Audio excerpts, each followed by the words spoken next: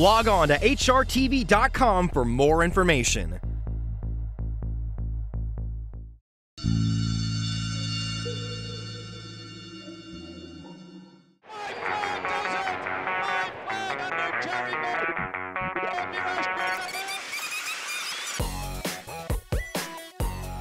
This is HRTV Rewind, taking a look back at the racing week.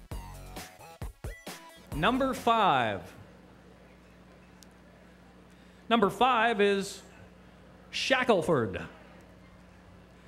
Trained by Dale Romans, owned by Michael Laufer, W.D. Cubbage, Jesus Castanon aboard Shackelford, number 5.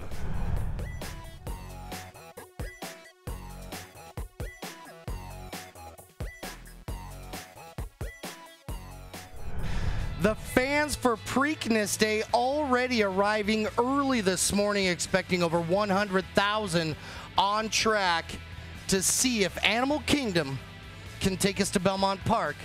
$1,800, the purse for the very first Preakness Stakes. $1 million as far as purse money on the line today at Pimlico, as I welcome in my partner, Jeff Siegel. Jeff, if Dialed In is able to get a win, there's a lot more than $1 million on the line. But 6 times more than that, for sure. He's got a big bonus that he's trying to win today, not to mention the prestige of winning the Preakness. So Dialed In, going for some heavy money. But he's got to have to beat Animal Kingdom. Something he could not do as the favorite in Kentucky 2 weeks ago. Animal Kingdom arrives this morning, looks tremendous, and he's the only colt that can win a Triple Crown. Hasn't been done in more than 30 years, but Animal Kingdom might have the right stuff to do that. Good. He looks very impressive in the flesh. Richie, versus what you saw from Animal Kingdom physically, how does he look out here at the Preakness? He looks tremendous. If it's possible, he might even look better coming into the Preakness than he did going into the Derby. He's actually looked like he's blossomed, put on a little weight, and he has one of the most powerful hind ends I've ever seen on a racehorse. You know, the biggest thing is he hasn't missed a meal since he ran, which I think is tremendous. I mean, that's a big factor. If a horse backs off of his feed after he's run, obviously it's a stressful thing. He takes everything in his stride, this horse. I actually had a congressman come to see him yesterday, and I couldn't get him to turn around to come to the front of the stall to see him. So he's a smart horse, too. Exactly, exactly. What was it that then made you decide on Saturday? Because I know you kind of went back and forth about when you would come in.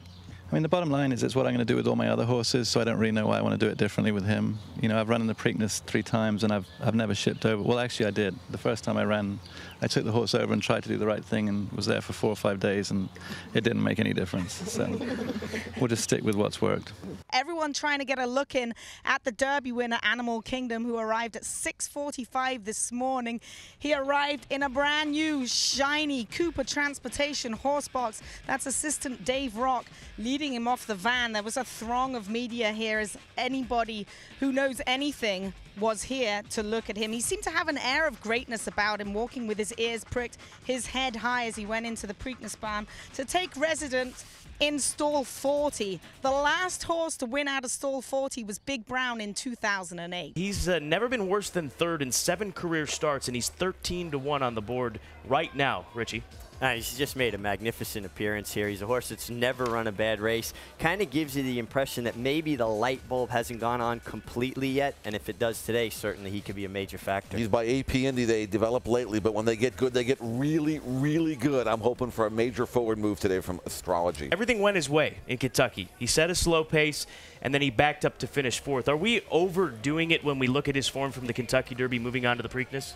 Well, he just absolutely had no excuse, had everything his own way in the Derby, and I just can't imagine him improving off of that. I think that you saw his best at Churchill Downs, and if you look at his form, the 2 worst races of his life is when he didn't make the lead, or at least was right on the lead, you know, on the pace. So I think he's in a tough spot today. He's a good colt, and if he can stalk and improve and win, then more power to him. But I like Richie. I thought he had every chance in the Derby, and of all the horses that really didn't have an excuse, he's the poster boy, I think. Shackelford was beaten just over 3/4 of a length for 2nd in the Derby, but his best races have come fresh 2-week layoff. He's going to be stalking this time. He had a perfect trip in the Derby, couldn't win, and different kind of role today in the Preakness. Dale, there are 550,000 reasons for you to bring Shackelford to run in the Preakness today. Did you know about those 550,000 reasons when you decided to come? I didn't have any idea of the consolation bonus until about 4 days ago, but it's a good incentive. Has he been training since he's been here? He seems to like the place. I mean, he's gone out and done everything well and galloped good. And, you know, he's just been a very straightforward horse all year. He's called Shack Attack around the barn. Would you trade places with anyone going in today? I don't think so. I mean, there's a lot of good horses in this race, but I'm very happy with where we are with our horse. I know that we don't have any issues, no problems. We're ready to roll. Tell me about the pace scenario going in. Where do you expect to be sitting? Is he a need the lead type? No, I mean, back at Gulfstream in his allowance race, he set off the pace and ran a super race. So I don't think he has to have the lead.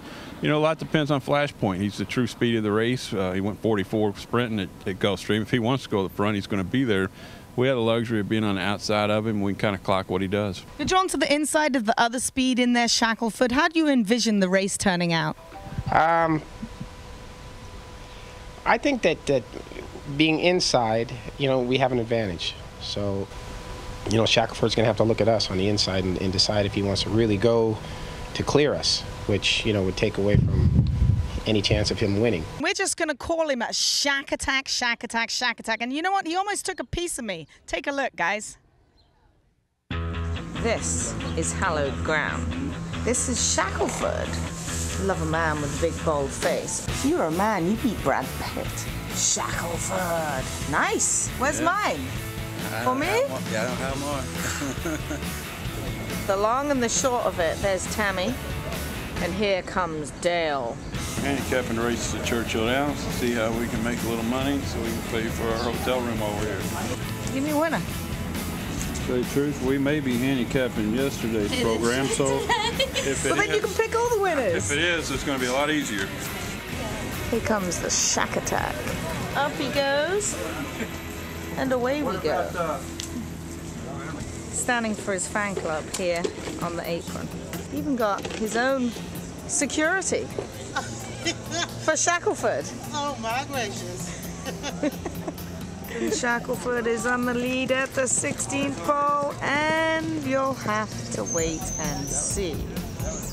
Done, dusted, cooled out, walking home. Dale's doing some work. Need a hand with that, Dale? Zoe has finally come full circle from hot walker, exercise rider, jockey, TV personality, back to hot walker. And she looks like she's pretty good at it. How am I doing? You're doing good? well. Good? I'll keep going. Keep it up. Make sure you get the drink of water.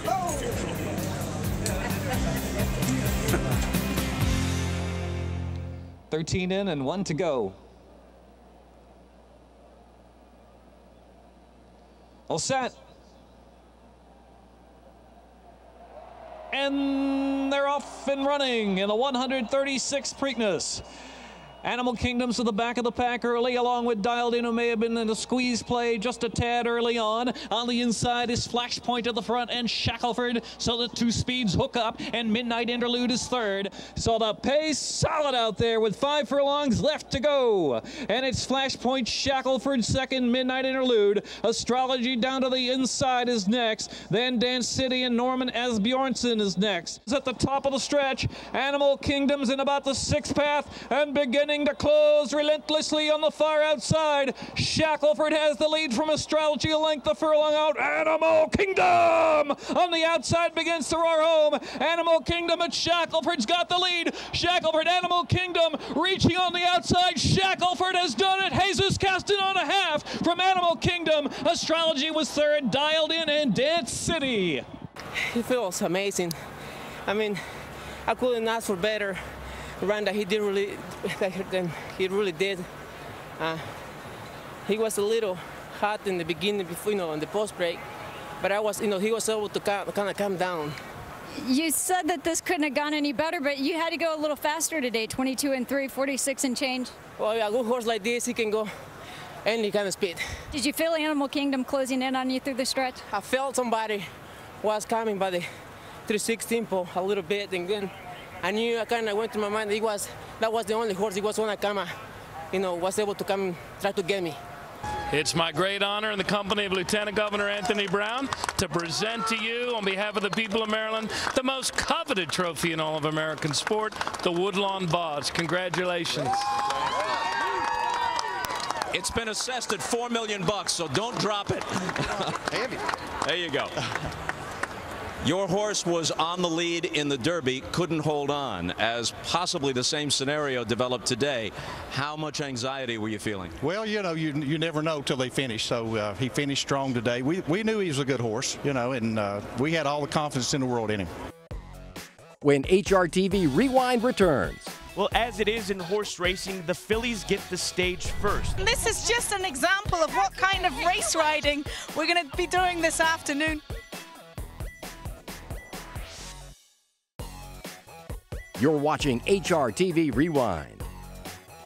Well, as it is in horse racing, the fillies get the stage first, and that is the case here at Pimlico. It is Black-Eyed Susan Friday. Good race, small in number but high in quality. Hot Summer, obviously very good, coming over from New York, where she was a very impressive winner in a one-turn mile. But Wyomia, she was a graded stakes winner as a 2-year-old up in Canada, and in that race in the Mazarine, she actually went gate to wire. So those tactics might be employed. Nobody goes. Wyomia is certainly capable of taking up the running.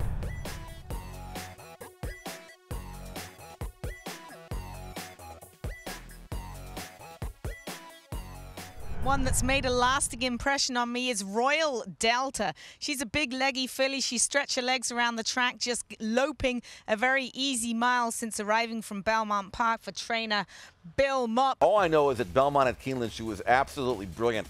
Broke her maiden first time out by 12. Comes off a real sharp win at Keeneland, which she set off a slow pace and roared home. So if the real Royal Delta shows up today, she could take it all. I talk about royal breeding by Empire Maker out of an AP Indy mare. I think after this win, Jeff, a lot was expected of her, and she finally got back to the winner's circle, but it took her till April of this year. She won her only start as a 2-year-old by 12, and we thought we were singing the next champion.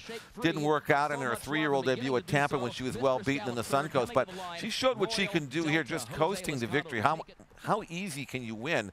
Again, that was over the all-weather at Keeneland. Now she tries again the dirt at Pimlico, but inside draw, training very well for Mott. I would say Royal Delta may have as much, if not more, upside than any filly in this race, but with only 3 starts, she has to show up with her best. If she does, Royal Delta is going to be hard to beat. She's hinted at greatness, especially in her debut run. Back on the beam last time out. Interesting horse in the Black-Eyed Susan, drawing the inside post. And they're off in the Black-Eyed Susan. Hot Summer right to the front. Wyomia right up there too. Julian Leperoux puts Wyomia right near Hot Summer early. And Royal Delta's let loose by Liscano and has grabbed the lead from Hot Summer. Buster's Ready is driven along in third. A furlong and a half left to go. And it's Royal Delta shifting over to the fence with a 2-length advantage. Shoulder to shoulder, Buster's Ready second with Hot Summer there third. Now one more try from Buster's Ready, who's ready to try to grab Royal Delta. But Royal Delta is digging hard for the Black-Eyed Susan Stakes victory with Jose Liscano to win by 2 from Buster's Ready and Hot Summer third and Love the Way You Are. Jose took made a bold move to the inside on the turn. He obviously looked like, he must have felt like he had enough horse and enough speed to get through there before the hole closed up, and worked out well for him. Looked like she might have idled a little bit the last 1/8 of a mile. I mean, she made the lead. She's got a lot of strength in her pedigree. She's out of an AP Indy mare, and she's by Empire Maker, and, that should get her 1 1/4 miles. It got her the 1 1/8 miles today.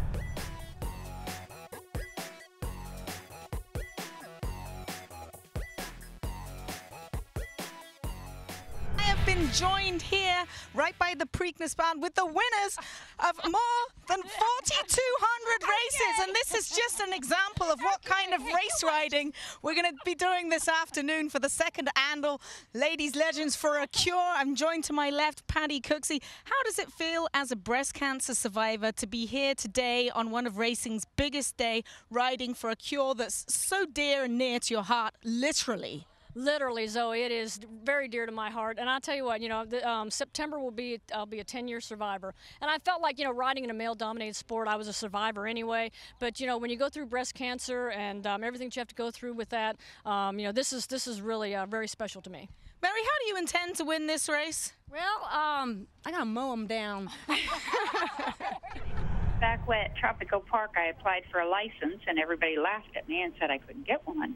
So then I had the American Civil Liberties Union get behind me, and they went to court for me. And then when I was, they said I had to meet before the Racing Commission.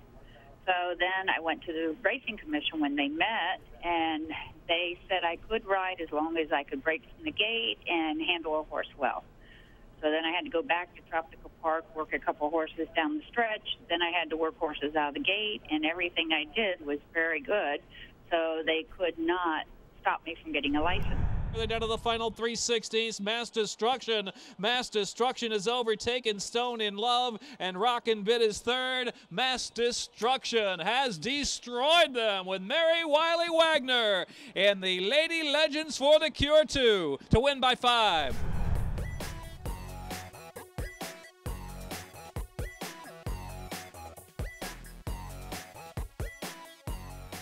Furlong left to run now. Southern region. Here's Ben's Cat with an explosive rally. Jeremy Rose and Ben's Cat. Ben's Cat is back. Ben's Cat back on the turf to win by a couple of lengths from local celebrity. And Grand Kiss is trying to sustain out in the center of the racetrack, followed by Abba Dabbler. Then Strike the Moon is 16th out. Our Holiday Mood. Our Holiday Mood is the leader from Final Mesa. And a late surge Strike the Moon.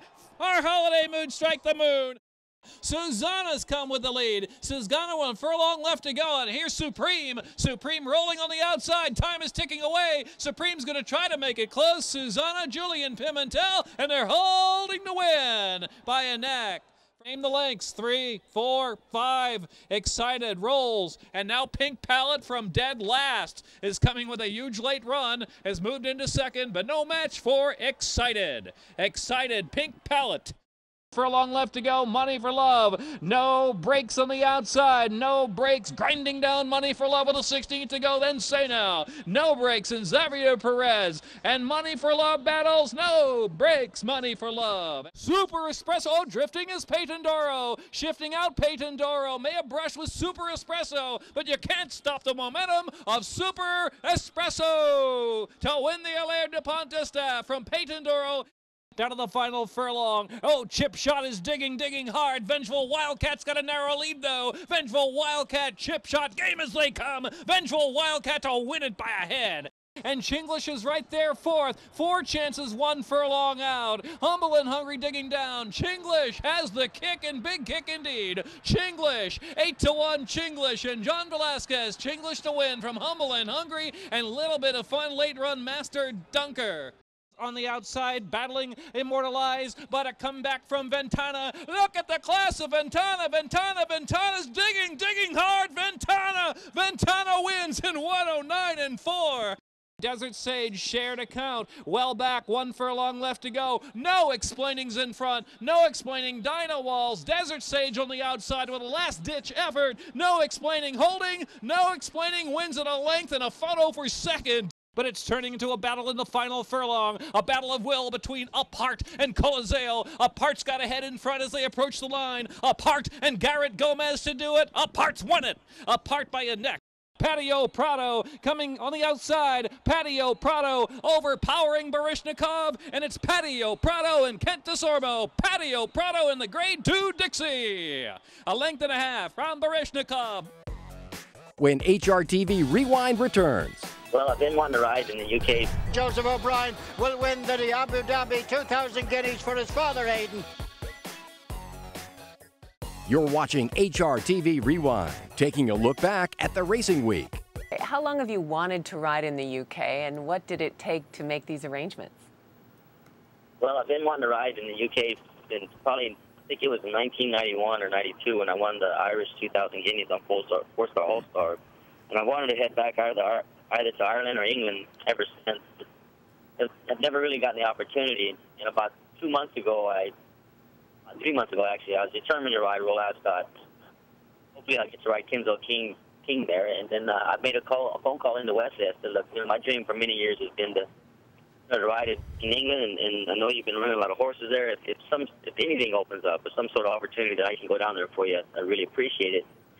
Lo and behold, he calls me, 6 days ago, and gives me this opportunity to head down there. So I'm so excited about it. Not only that, I picked up other horses. I'm actually riding Tuesday in Linkfield. I ride like 3 or 4 there, and I'm gonna go out and work horses for Luca Comani and just have a good time. Really enjoy the whole thing and see if I can meet people and spark up some more business for Royal Ascot meet. That's right after the Belmont. Mike, how important is it as a jockey to find ways to stay fresh like this, to have a different sort of challenge with a different course and new things to think about? Well, you know, we're going on 30 years now, and I don't know if I've ever been so excited. I mean, I can't wait to get down there. Like you said, it's just something new for me, and just can't wait to get there and just experience the whole thing.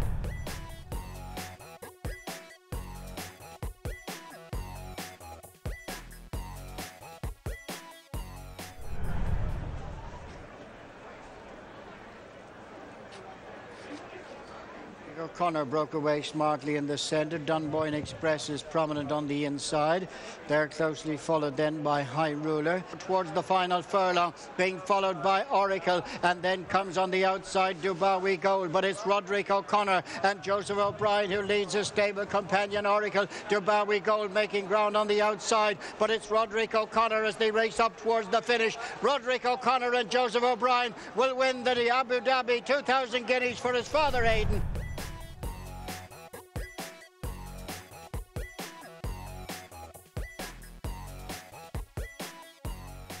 A seam for Ultra Blend. St. Trinian's is in the center. She's got a chance. To the outside in Washington Bridge. Church Camp took up sharply, and St. Trinian's and Ultra Blend kick on. St. Trinian's is a neck in front. Ultra Blend from the inside got a chance. St. Trinian's, Ultra Blend. She's cheeky, took up. St. Trinian's wins.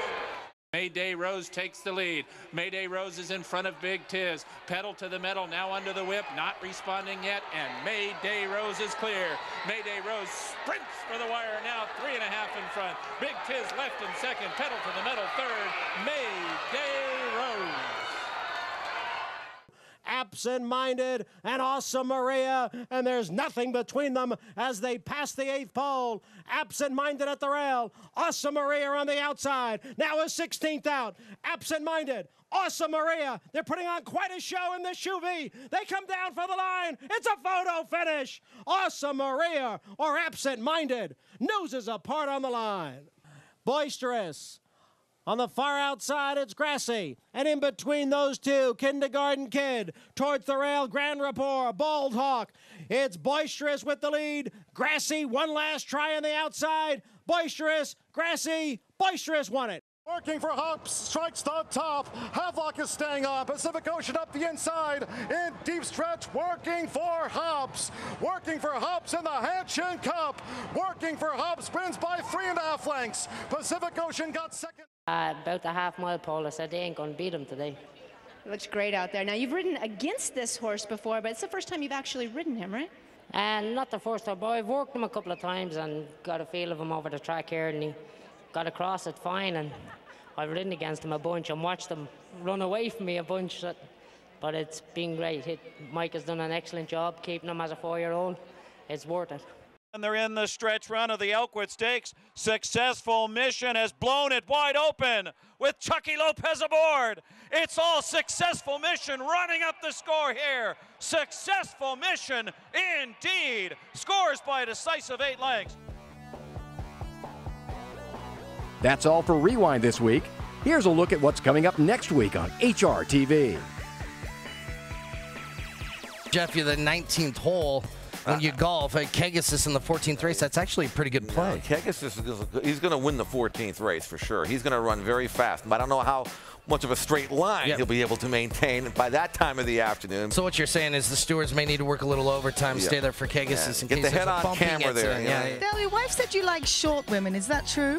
Very true. If it was a beauty contest, who gets the win? Well, no question. Todd Pletcher. Did you see that new haircut?